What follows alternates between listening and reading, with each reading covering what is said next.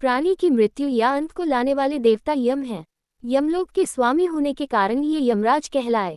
चून की मृत्यु से सब डरते हैं, इसलिए यमराज से भी सब डरने लगे। जीवित प्राणी का जब अपना काम पूरा हो जाता है, तब मृत्यु के समय शरीर में से प्राण खींच लिए जाते हैं, ताकि प्राणी फिर नया शरीर प्राप्त कर नए सिरे से जीवन प्रारंभ कर सके।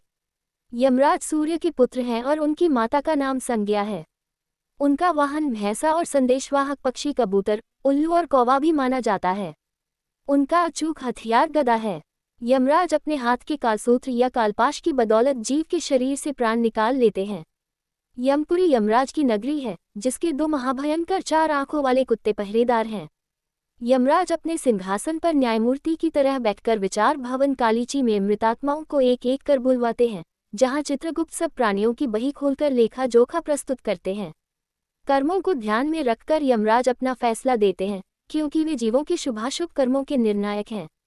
यमराज की यूं तो कई पत्नियां थीं, लेकिन उनमें सुशीला, विजया और हेमनाल अधिक जानी जाती हैं।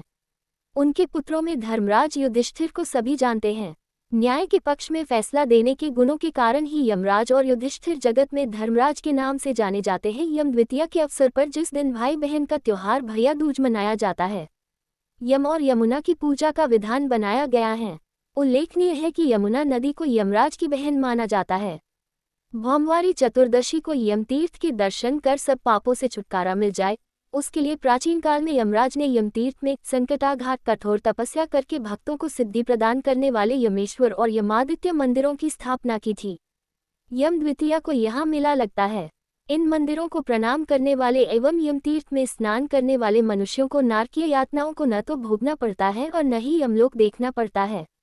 इसके अलावा मान्यता तो यहाँ तक है कि यमतीर्थ में श्राद्ध करके यमेश्वर एक का पूजन करने और यमादित्य को प्रणाम करके व्यक्ति अपने पितृ ऋण से भी उऋण हो सकता है।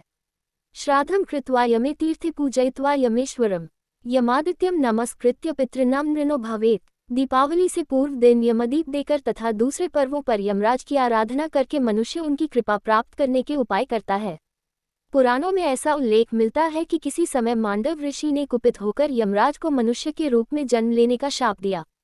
इसके कारण यमराज ने ही दासी पुत्र के रूप में धृतराष्ट्र तथा पांडु के भाई होकर जन्म लिया। यूं तो यमराज परम धार्मिक और भगवत भक्त है।